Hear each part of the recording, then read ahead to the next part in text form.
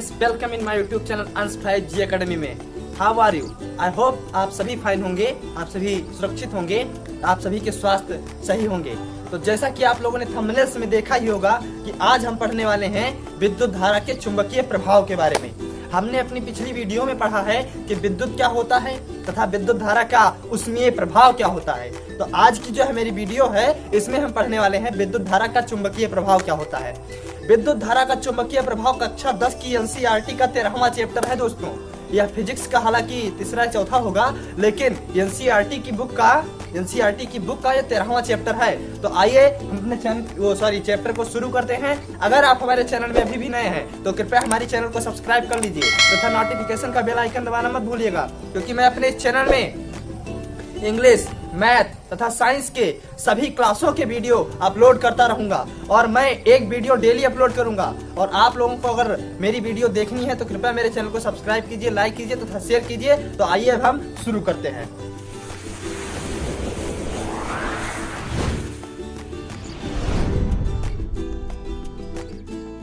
साथियों, हमारा जो इस चैप्टर का पहला टॉपिक है वह चुंबकीय बल की अवधारणा है। हम आज बात करने वाले हैं चुंबकीय बल की अवधारणा के बारे में। साथियों, आप लोग चुंबक तो जानते ही होंगे, गांव में आप लोगों ने देखा नहीं होगा, ऐसे गोल गोल लंबा वगैरह होता है ना, जो चीजों को आकर्षित अथवा प्रतिकर्षित करता है। आकर्षित अथवा प्रतिकर्षित मीन्स अपनी ओर खींचना या अपने ओर से धकेलना। धकेलने की प्रतिक्रिया को हम प्रतिकर्षित तथा खींचने की प्रतिक्रिया को हम आकर्षित कहते हैं। तो चुंबक जो होता है वह ऐसी चीजों को आकर्षित तथा प्रतिकर्षित करता है जो चुंबक से प्रभावित होती हो। यानी कि सभी चीजों को वह आकर्षित और प्रतिकर्षित नहीं करेगा। जैसे लोहे की चीजों को वह आकर्षित प्रतिकर्षित करेगा, ऐसे तमाम चीजें होती हैं। चुंबक को आकर्षित प्रतिकर्षित एक चुंबक करेगा। तो जब हम किसी चीज को ढकेलते हैं या अपनी ओर खींचते हैं, चुंबक क्या करेगा कि जैसे लोहे की कील उसके पास अगर रख दिया जाए तो वह क्या करेगा, या चुंबक की लोहे की कील को अपनी ओर खींच लेगा। तो हम सपोज कीजिए हमारे सामने कोई आदमी है और अगर हम आदमी को ढकेलेंगे या उस आदमी को खींचेंगे तो हमें क्या करना पड़ेगा, खींचने या ढकेलने के लिए ताकत लगाना पड़ेगा। इसका मतलब हमें बल लगाना पड़ेगा। तो वही बल मनुष्य के द्वारा जो बल लगाया जाता है वह फोर्स कहलाता है, बल कहलाता है। और अगर चुंबक के द्वारा जो बल लगाया जाता है उसे हम चुंबकीय बल कहते हैं। उसे क्या कहेंगे? चुंबकीय बल कहेंगे। अब चुंबकीय बल की अवधारणा क्या होती है? चुंबकीय बल की अवधारणा के बारे में बात करते हैं। इसके बारे में बात करने से पहले सबसे पहले मैं आप लोगों को बता दूं कि पृथ्वी जो हमारी अर्थ होती है, जो हमारी पृथ्वी होती है, इसके मिड पॉइंट में यानी कि इसके भीतर कोई बहुत विशाल चुंबक है। इतना बड़ा चुंबक है जो पृथ्वी के ऊपर अपना चुंबकीय क्षेत्र मतलब उसका जो मैग्नेटिक जो फील्ड है वह पृथ्वी के ऊपर तक है। मैग्नेटिक फील्ड यानी कि चुंबकीय क्षेत्र के बारे में हम आगे बात करने वाले हैं, इसी वीडियो में आगे बात करेंगे। तो विशाल जो चुंबक रखा है पृथ्वी के गर्भ में, पृथ्वी के भीतर, वह किस प्रकार से रखा है कि चुंबक किस प्रकार से होते हैं? चुंबक में दो पोल होते हैं, एक तरफ को नॉर्थ पोल और दूसरे तरफ को साउथ पोल। यानी कि एक साइड को नॉर्थ पोल उत्तरी ध्रुव और दूसरे पोल को साउथ पोल यानी कि दक्षिणी ध्रुव कहते हैं। चुंबक में हमेशा दो पोल होते हैं, मतलब दो ध्रुव होते हैं। तो अब हम बात कर लेते हैं कि जो पृथ्वी का चुंबक है, बहुत विशाल चुंबक है, वह किस प्रकार से पृथ्वी के गर्भ में रखा है। वह रखा है जो उसका उस वाले चुंबक मतलब पृथ्वी वाले चुंबक का जो नॉर्थ पोल है वह दक्षिण की दिशा में रखा हुआ है, यानी कि साउथ की दिशा में रखा हुआ है। और जो उसका साउथ पोल है चुंबक का, पृथ्वी वाले चुंबक का, वह उत्तर की दिशा में रखा हुआ है। मतलब उसका नॉर्थ पोल दक्षिण की दिशा में और साउथ पोल उत्तर की दिशा में रखा हुआ है। अब हम जानते हैं कि जब दो विपरीत चीज यानी कि जब एक इलेक्ट्रॉन प्रोटॉन एक दूसरे के विपरीत हुए तो एक दूसरे को आकर्षित करते हैं, लेकिन इलेक्ट्रॉन एक दूसरे को प्रतिकर्षित करते हैं और प्रोटॉन एक दूसरे को प्रतिकर्षित करते हैं। सेम उसी प्रकार चुंबक का उत्तरी ध्रुव को दूर ढकेलेगा और दक्षिणी ध्रुव को दूर ढकेलेगा, लेकिन उत्तरी ध्रुव दक्षिणी ध्रुव को यानी कि नॉर्थ पोल साउथ पोल को आप खींचेगा, इस प्रकार से खींचेगा। तो अब हम क्या करें, हमने बात किया कि जो पृथ्वी के गर्भ में चुंबक होता है उसका जो साउथ पोल होता है नॉर्थ की ओर और नॉर्थ पोल साउथ की ओर होता है। इस प्रकार से हम बात कर लेते हैं। देखिए, मान लीजिए हमारी पृथ्वी है, अर्थ है, और इसका जो एक चुंबक है, इस प्रकार से चुंबक है, और ये हमारी दिशा नॉर्थ है पृथ्वी पर और यह दिशा हमारी साउथ है। तो जो चुंबक होगा वह उसका ये पोल साउथ होगा और ये पोल नॉर्थ होगा। तो अब हम बात कर लेते हैं चुंबकीय बल की अवधारणा के बारे में कि ये क्या कहती है। अगर हम किसी क्षण चुंबक को, किसी दंड चुंबक को किसी चुंबकीय सुई इस प्रकार से लटकाएं, या तो हम धागे में बांध कर लटकाएं, इसको इस प्रकार से धागे में बांध कर लटकाएं, या किसी नुकीले चीज पर इसको इस प्रकार से रखें। अगर हम इस प्रकार से रखेंगे तो चुंबक की चूंकि दो पोल होते हैं, नॉर्थ पोल और साउथ पोल, तो चाहे जिस दिशा में हम रखेंगे तो इसका जो नॉर्थ पोल होगा वह नॉर्थ की दिशा में आकर ठहरेगा और साउथ पोल साउथ की दिशा में आकर ठहरेगा। इसका कारण क्या है मित्रों? इसका कारण यही है कि जो पृथ्वी के गर्भ में हमारा चुंबक है उसका जो नॉर्थ पोल वह साउथ की ओर है और साउथ पोल नॉर्थ की ओर है। तो ये चूंकि साउथ पोल जो होगा वो नॉर्थ वाले को अट्रैक्टिव करेगा, मतलब आप खींचेगा, आकर्षित करेगा, और जो नॉर्थ वाला पोल होगा ये साउथ वाले पोल को आकर्षित करेगा। इसका कारण यही है कि जो हमारी चुंबकीय सुई होती है वह किस प्रकार से आकर ठहरती है। उसका नॉर्थ पोल नॉर्थ दिशा की ओर आकर ठहरेगा और साउथ पोल साउथ दिशा की ओर आकर ठहरेगा। तो अब हम बात इसी बेस पर हमारी एक दिक् सूचक होती है, दिशा सूचक। हम दिशा सूचक को किस प्रकार, वो हमारी दिशा बताने वाला यंत्र होता है। दिशा दिक् सूचक जो होता है वो हमारी दिशा बताने वाला यंत्र होता है। तो हमारी विद्युत बल की जो चुंबकीय अवधारणा थी, चुंबकीय बल की अवधारणा जो थी वह यही थी कि यदि हम चुंबकीय सुई को मुक्त अवस्था में लटका दें या किसी नुकीली वस्तु पर रख दें तो उसका जो नॉर्थ सिरा होगा वो उत्तर दिशा में और साउथ सिरा दक्षिण दिशा में आकर ठहरेगा। यह क्यों होता है ये हमने बात कर ली। तो अब हम बात कर लेते हैं इस चैप्टर के अगले टॉपिक की। तो साथियों हमारा जो इस चैप्टर का अगला टॉपिक है वह है चुंबकीय क्षेत्र, मींस मैग्नेटिक फील्ड। अब हम बात कर लेते हैं मैग्नेटिक फील्ड आखिर होता क्या है। हमने व्यवहारिक रूप में अपने गांव वगैरह में देखा होगा कि जब हम एक चुंबक लेते हैं और उसके पास एक कील वगैरह, मतलब लोहे की कील लाते हैं या दूसरे चुंबक को लाते हैं, तो एक निश्चित दूरी तक कील, लोहे की कील को लाने के बाद चुंबक क्या करता है, उस कील को सटाक से खींच लेता है। क्या करता है? ऐसे धड़ाक से खींच लेगा। तो मतलब एक निश्चित दूरी तक, मतलब एक निश्चित, अगर यहाँ तक है तो खींच नहीं पाएगा, फिर यहाँ आया नहीं खींच पाएगा, यहाँ आया नहीं खींच पाएगा। लेकिन जैसे इस बिंदु से थोड़ा ही आगे कील को बढ़ाएंगे, चुंबक क्या करेगा? धड़ाक से खींच लेगा।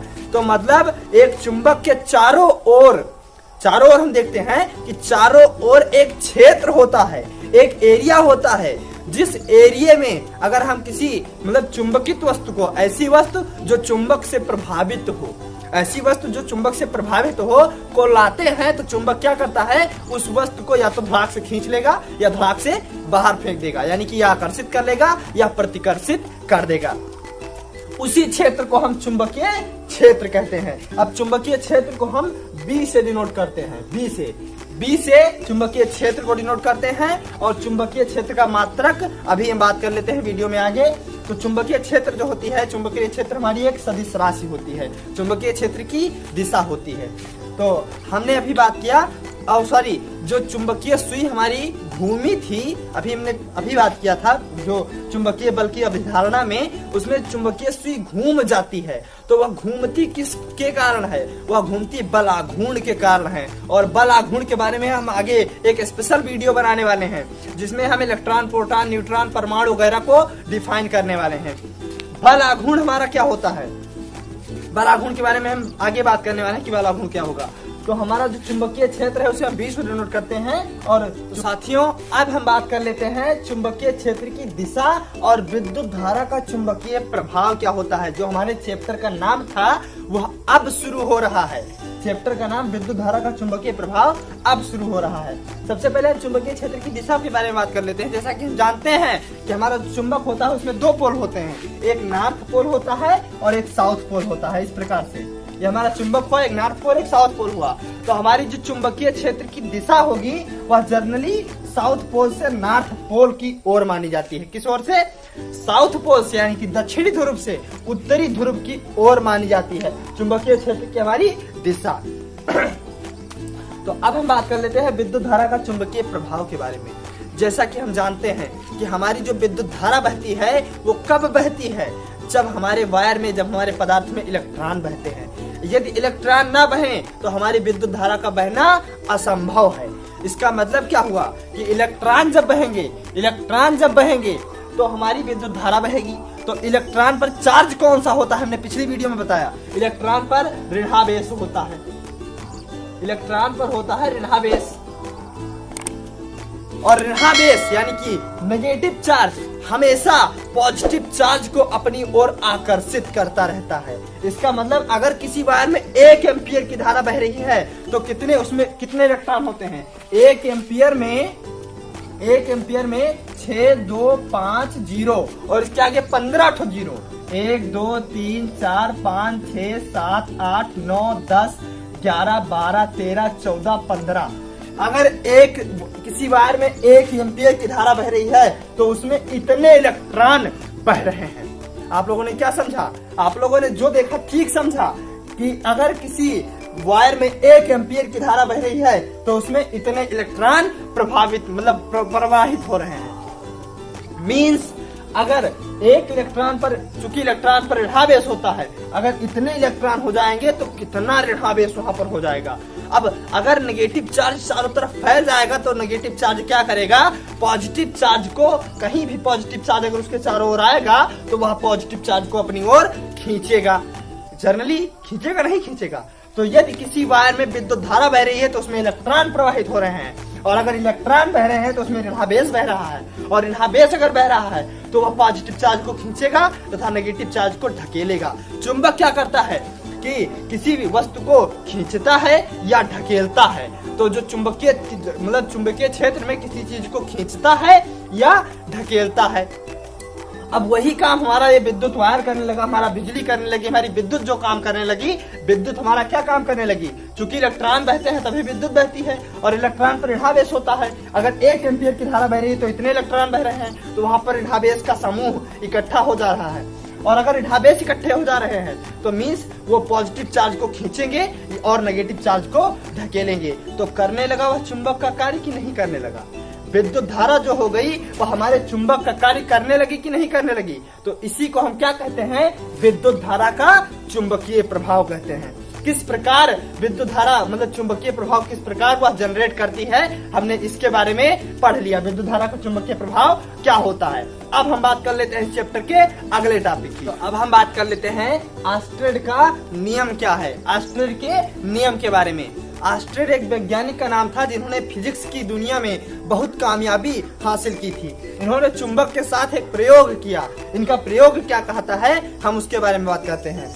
जैसा कि हमने बताया था कि जो हमारी चुंबकीय सुई होती है उसको अगर हम स्वतंत्र लटका दें तो वह उसका जो उत्तरी नॉर्थ पोल होगा वह उत्तर की दिशा में, और जो साउथ पोल होगा वह दक्षिण की दिशा में आकर इस प्रकार से ठहरेगा। चुंबकीय सुई हमारी इस प्रकार से ठहरती है, और उसी के बेस पर हमारी दिक् सूचक यानी कि दिशा सूचक काम करती है, जो दिशा को बताती है। अगर हम किसी दिशा सूचक को ऐसे मान लें, इस प्रकार से कोई दिशा सूचक है, ये हमारा हो जाएगा, इधर हमारा नॉर्थ हो गया, इधर हमारा साउथ, इधर हमारा वेस्ट, और इधर हमारा ईस्ट हो रहा है। तो जो चुंबकीय सुई जो हमारी दिशा सूचक होगी वो हमेशा इस प्रकार से आकर ठहरती है, इस प्रकार से आकर ठहरती है, हमेशा इस प्रकार से आकर ठहरेगी। तो अब हम क्या बात कर, चूंकि यह किस कारण होता है?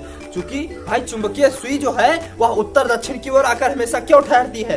पृथ्वी में स्थित जो विशाल चुंबक होता है उसके कारण। इसका मतलब दिशा का ज्ञान हम चुंबक के द्वारा प्राप्त करते हैं। अगर हम दिशा सूचक के पास कोई चुंबक ले आए तो यह जाहिर सी बात है कि इसको विक्षेपित कर देगा, मतलब घुमा देगा, कहीं ना कहीं घुमा देगा। अगर हम इस किनारे साउथ पोल ले आए तो क्या करेगा? अगर हम इस किनारे इसका साउथ पोल ले आ रहे हैं तो चूंकि ये हमारा साउथ पोल ही है तो यह इसी ओर रह जाएगा, और अगर चुंबक को घुमा दें इस किनारे साउथ दिशा में इसका नॉर्थ पोल ले आए तो तुरंत यह दिशा सूचक 180 डिग्री घूमकर और इसका नॉर्थ पोल जो ये वाला पोल है ये इधर आ जाएगा, ये इधर तुरंत आ जाएगा। इसका कारण यह है कि जो चुंबक होता है वह दिक् सूचक चुंबक के बेस पर ही कार्य करती है, और चुंबकीय सुई होती है चुंबक द्वारा प्रभावित होगी ही होगी, हम जानते हैं। तो सेम उसी प्रकार ऑर्स्टेड का क्या नियम है इसके बारे में, क्योंकि हम जानते हैं कि अगर किसी वायर में विद्युत बहता है तो वह चुंबकीय क्षेत्र उत्पन्न करता है, वह चुंबक बन जाता है। तो अगर हम किसी दिक् सूचक के पास किसी विद्युत वायर को जिसमें विद्युत धारा प्रवाहित हो रही है अगर लाते हैं तो चुंबकीय क्षेत्र उसमें उत्पन्न हो रहा है, ये हमने बात कर ली है, अभी पीछे बात कर लिया किसी विद्युत धारा का चुंबकीय प्रभाव में। तो यदि उस वायर में विद्युत धारा प्रवाहित करके अगर हम किसी दिक्सूचक के पास नजदीक लाते हैं, क्योंकि उसमें भी चुंबकीय क्षेत्र होगा, और चुंबक क्या करता है, दिक्सूचक को विक्षेपित करता है, घुमा देता है, तो वह वायर भी क्या करेगा, दिक्सूचक को क्षणिक विक्षेपित करेगा, मतलब थोड़ा सा विक्षेपित कर देगा, घुमा देगा। यही ऑर्स्टेड का हमारा नियम है कि यदि विद्युत धारा प्रवाहित किसी वायर को दिक्सूचक के पास लाएं तो वह दिक्सूचक की सुई को क्षणिक विक्षेपित कर देता है। यही हमारा ऑर्स्टेड का नियम है। तो अब हमारा जो इस चैप्टर का अगला टॉपिक है वह चुंबकीय क्षेत्र की तीव्रता है, इंटेंसिटी ऑफ मैग्नेटिक फील्ड, चुंबकीय क्षेत्र की तीव्रता। इसके पहले हमने अभी तुरंत बात किया है इसी वीडियो में कि चुंबकीय बल क्या होता है। चुंबकीय बल जो होता है चुंबक द्वारा किसी वस्तु पर आरोपित बल, यानी कि खींचने, आकर्षित करने अथवा प्रतिकर्षित में करने में जो ताकत लगती है वही चुंबकीय बल होता है।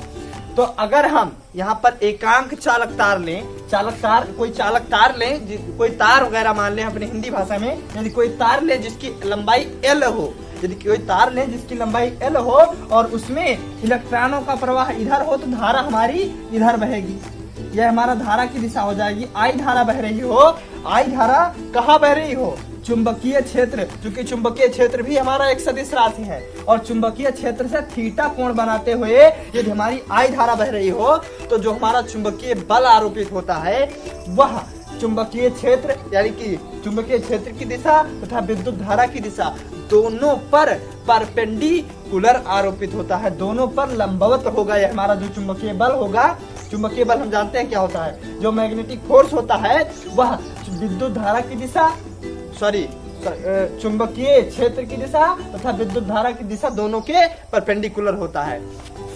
तो अब हम बात कर लेते हैं हमारे चुंबकीय क्षेत्र की तीव्रता क्या होती है, इंटेंसिटी ऑफ मैग्नेटिक फील्ड। तो जो हमारी इंटेंसिटी ऑफ मैग्नेटिक फील्ड होती है, जो हमारा ये कार्य करने वाला जो बल होगा, ये क्या होगा, F जो होगा ये अनुक्रमानुपाती होता है विद्युत धारा के। ये F जो होगा ये अनुक्रमानुपाती होता है चालक तार की लंबाई के। जो F हमारा होता है ये अनुक्रमानुपाती होता है चुंबकीय क्षेत्र की तीव्रता के, चुंबकीय क्षेत्र की दिशा के। जो F हमारा होगा यहाँ पर ये अनुक्रमानुपाती होगा जो धारा तथा चुंबकीय क्षेत्र की दिशा के बीच बने कोण की ज्या के। इसका मतलब ज्या मीन्स साइन थीटा, ज्या मीन्स साइन थीटा के साथ, साइन के साथ को ज्या, कॉस के साथ को कोज्या तथा टेन के साथ अगर थीटा लिख दे तो उसको स्पर्श ज्या कहेंगे। तो हमने यहाँ बात की जो हमारा बल होगा दोनों के मतलब परपेंडिकुलर होगा, क्योंकि हमारे फिगर में दोनों को परपेंडिकुलर नहीं दिखा रहा है, लेकिन ये कुछ इस प्रकार से होगा, क्योंकि हमारी देखिए यहाँ से विद्युत धारा की दिशा हो जाएगी। अभी हम बता रहे हैं फ्लेमिंग के बाएं हाथ के नियम में बता रहे हैं कि किस प्रकार से परपेंडिकुलर हो रहा है। तो अगर हम सभी को एक साथ लिख ले तो हमारा क्या निकल कर आया, F जो हो रहा है वो हमारा अनुक्रमानुपाती हो रहा है BLI साइन थीटा के। अब चूंकि हम जानते हैं कि अनुक्रमानुपाती का निशान अगर हटाते हैं तो कोई नियतांक लेते हैं और यहाँ वह नियतांक होगा K, और चूंकि K हम नियतांक लेंगे और K का मान जो होता है 1 होता है, क्योंकि यहाँ B का मान इस प्रकार रखा जाता है कि K का मान 1 ही हो। यहाँ प्रयोगों द्वारा B का मान इस प्रकार रखा जाता है कि K का मान 1 ही हो। तो चूंकि K का वजूद खत्म हो रहा है तो यहाँ पर जो हमारा F निकल कर आ रहा है BLI साइन थीटा। अब चूंकि हमें चुंबकीय क्षेत्र की तीव्रता ज्ञात करनी है तो यहाँ से हम B का मान निकालते हैं, और F जो हमारा बल है ये चूंकि थीटा साइन थीटा इक्वल हो जाएगा साइन 90, चूंकि यह परपेंडिकुलर है, बल हमारा परपेंडिकुलर है विद्युत धारा पर तथा चुंबकीय क्षेत्र पर, तो साइन 90 की वैल्यू जो हो जा रही है 1 हो जा रही है। तो यहाँ पर हम क्या निकल कर आए, हमारा B is equal to F upon L multiply by I निकल कर आया। तो हमारी एकांक लंबाई में यदि एकांक धारा बह रही हो तो उसमें जो उत्पन्न बल होगा वही हमारी चुंबकीय क्षेत्र की तीव्रता होगी। यानी कि अगर हम L को 1 कर दें और धारा को भी I को भी 1 कर दें तो हमारा जो इस प्रकार उत्पन्न जो चुंबकीय बल हो रहा है वही हमारी चुंबकीय क्षेत्र की तीव्रता हो रही है। तो साथियों अब हमारा जो इस चैप्टर का अगला टॉपिक है वह है फ्लेमिंग के वाम हस्त का नियम, मीन्स फ्लेमिंग के बाएं हाथ का नियम, the rule of framing of the left hand. और दूसरा जो टॉपिक है उसके आगे का चुंबकीय क्षेत्र रेखाएं क्या होती हैं। तो सबसे पहले हम बात कर लेते हैं फ्रेमिंग के वाम हस्त के नियम के बारे में कि यह क्या होता है। यह नियम फ्लेमिंग ने एक फिजिक्स की दुनिया में, ये भी एक वैज्ञानिक हुआ करते थे, इन्होंने एक नियम प्रतिपादित किया कि यदि हम अपने बाएं हाथ की बीच की उंगली, अंगूठे तथा सामने की उंगली को इस प्रकार फैलाएं कि ये तीनों एक दूसरे के परपेंडिकुलर यानी कि लंबवत हो। जैसे देखिए, अगर हम उतना अच्छा नहीं बना पा रहे हैं, लेकिन अगर इस प्रकार हम उंगली को फैलाएं, देख लीजिए आप लोग, इस प्रकार से अगर हम उंगली को फैलाएं तो ये क्या होगा कि हमारा जो ये वाला होगा, जो सामने की उंगली होगी, ये चुंबकीय क्षेत्र की दिशा को प्रदर्शित करेगा तथा जो बीच की उंगली होगी ये हमारी विद्युत धारा को प्रदर्शित करेगी तथा जो हमारा अंगूठा होगा ये चुंबकीय बल की दिशा को प्रदर्शित करेगा। यानी कि ये कब होगा, जब हम अपने बाएं हाथ की सामने की उंगली, बीच की उंगली तथा अंगूठे को इस प्रकार फैलाएं कि वे तीनों परस्पर एक दूसरे के लंबवत हों, परपेंडिकुलर हों। तो सामने की उंगली चुंबकीय क्षेत्र की दिशा को, बीच की उंगली विद्युत धारा की दिशा को तथा अंगूठा जो होगा वो चुंबकीय बल की दिशा को प्रदर्शित करता है। तो अब यही हमारा फ्लेमिंग के वाम हस्त का नियम है। अब हम बात कर लेते हैं चैप्टर के अगले टॉपिक की, चुंबकीय क्षेत्र रेखाएं क्या होती हैं। जैसा कि हम जानते हैं हमारा जो दिक् सूचक होता है वह चुंबक के बेस पर काम करता है। तो हमारे चुंबक के चारों ओर यदि हम किसी चुंबक को इस प्रकार से रख दें, इस प्रकार से अगर हम रख दें तो ये इस प्रकार से साउथ पोल से नॉर्थ पोल की ओर मानी जाती है, एस से, और इधर एन हो जाए और हमारा जो दिक् सूचक हो, दिशा सूचक के बारे में जानते हैं कि हमारा जो दिशा सूचक होता है वह इस प्रकार से आकर ठहरता है कहीं पर, ये हमारा साउथ होगा और ये हमारा नॉर्थ होगा। तो इसी प्रकार आकर वो ठहरेंगी। अब अगर हम अपने इसको मतलब दिक् सूचक को यहाँ रखते हैं तो ये इस प्रकार से रहेंगी, क्योंकि हमारा नॉर्थ इधर है, साउथ इधर है। अगर हम इसको यहाँ पर लाकर रखते हैं दिशा सूचक को इस प्रकार से, तो ये किस प्रकार से ठहरेंगी, क्योंकि हमारा ये नॉर्थ अब यहाँ नहीं रह गया, नॉर्थ जो हमारा हो गया, क्योंकि हमारा दिशा नॉर्थ तो वही है, अभी साउथ भी वही है। और अब चूंकि चुंबक का जो नॉर्थ है वो यहाँ पर है, तो ये हमारी चूंकि इस प्रकार से हमारी रेखा ठहरेगी, इस प्रकार से हमारी चुंबकीय क्षेत्र रेखाएं ठहरेंगी। तो ये क्या हुई, ये हल्का क्लॉकवाइज डायरेक्शन में इस प्रकार से घूमी, मींस ये इस प्रकार से घूमी। अब हम आगे अगर इसको कहीं यहाँ पर रखते हैं, इसको यहाँ पर रखते हैं, तो ये हमारा क्या होगा, क्योंकि दिशा तो हमारी यही होगी नॉर्थ और साउथ ही होगा, लेकिन जो चुंबक का नॉर्थ है वो यहाँ होगा, तो ये हमारी चुंबकीय सुई कुछ इस प्रकार से आकर ठहरेगी। फिर ये विक्षेपित हुई, घूमी और किस प्रकार से, इधर को घूमी। तो ये हमारी जो होती है, यही जो रेखाएं होती हैं, चुंबकीय दिशा सूचक को हम अलग अलग स्थानों पर रखकर जो प्राप्त करते हैं, यही हमारी विद्युत बल रेखाएं, विद्युत क्षेत्र रेखाएं होती हैं, इस प्रकार से होती हैं ये। अब चूंकि यहाँ पर भी ऐसे ऐसे ऐसे हो जाएंगी, फिर ये दूसरा यहाँ से इस प्रकार से, इस प्रकार से, इस प्रकार से, फिर दूसरा यहाँ से इस प्रकार से, इस प्रकार से, इस प्रकार से हो जाएगा। तो चूंकि हमारी ये चुंबक के चारों ओर एक जो ये रेखाएं होती हैं, जो दिक् सूचक की मदद से हम पता लगा सकते हैं, ये प्रैक्टिकल मैं बता रहा हूँ। नॉर्मली क्या होता है कि ये रेखाएं मानी जाती हैं। अगर आपको चेक करना है कि क्या ये रेखाएं होती हैं कि नहीं होती हैं, तो आप इस प्रकार से इसको चेक कर सकते हैं। तो जो ये रेखाएं होती हैं, इन्हें हम विद्युत क्षेत्र रेखाएं कहते हैं। जनरली आमतौर पर इसे लोग विद्युत बल रेखाएं कहते हैं, लेकिन यह विद्युत बल रेखाएं नहीं होती हैं, यह विद्युत क्षेत्र रेखाएं होती हैं। अब हम बात कर लेते हैं विद्युत क्षेत्र रेखाओं के गुणधर्म क्या होते हैं। तो जो ये जनरली क्या होता है कि जो विद्युत क्षेत्र रेखाएं होती हैं वो साउथ से शुरू होकर नॉर्थ से शुरू होकर साउथ पर खत्म होती हैं। विद्युत क्षेत्र रेखाएं उत्तर से शुरू होकर दक्षिण पर खत्म हो जाती हैं और यह एक वक्र का निर्माण कर देती हैं। जहाँ पर आप लोग देख रहे हैं गोलीय वक्र का निर्माण करती हैं। और तीसरी जो इनकी विशेषताएं हैं कि यह एक दूसरे को कभी काटती नहीं है, यह एक बंद वक्र का निर्माण करती है, दूसरी विशेषता, और यह कभी एक दूसरे को प्रतिच्छेदित इंटरसेक्ट नहीं करेंगी, यह इनकी तीसरी विशेषता हो गई।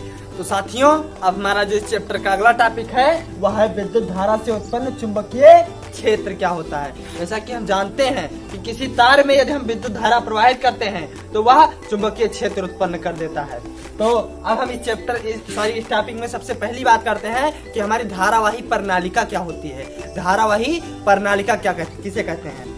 यदि हम किसी पदार्थ के चारों ओर विद्युत का तार लपेट दें, यदि हम सपोज कीजिए कोई पदार्थ है और इसके चारों ओर हम विद्युत के तार लपेट दें और उसमें यह धारा प्रवाहित करें, तो इसे हम धारावाही प्रणालिका का नाम देंगे। इसे क्या कहेंगे हम? धारावाही प्रणालिका का नाम देंगे।